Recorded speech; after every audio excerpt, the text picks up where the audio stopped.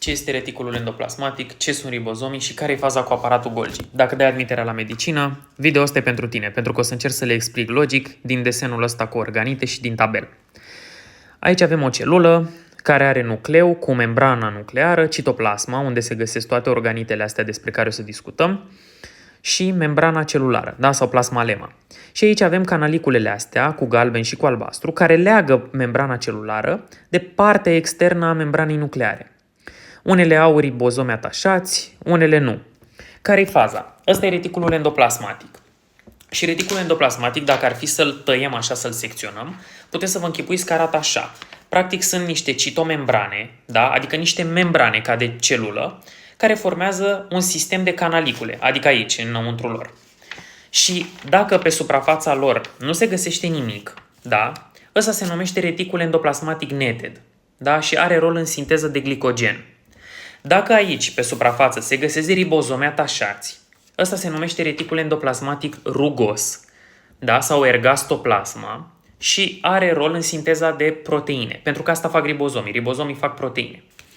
Cum să rețineți mai ușor termenul ăsta de ergastoplasmă? Ergastul ăsta vine din greacă și înseamnă a lucra sau a sintetiza.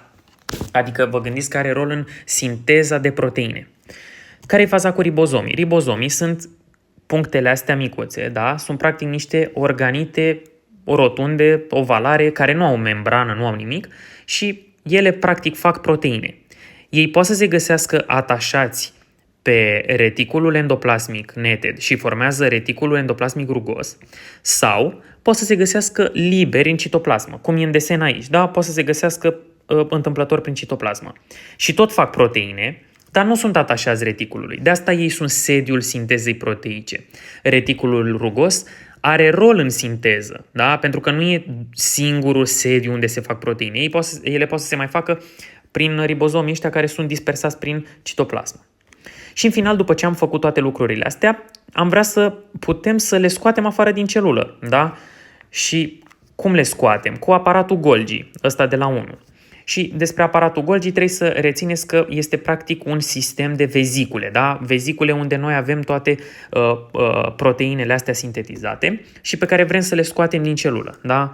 Și are rol în excreția substanțelor ăstora celulare pe care le-am făcut noi până acum. Așa, și aparatul Golgi sau dictiozomii, practic e un termen tot din greacă și dictio ăsta înseamnă practic o rețeaua asta de vezicule sau de cisterne. Cam asta e toată chestia.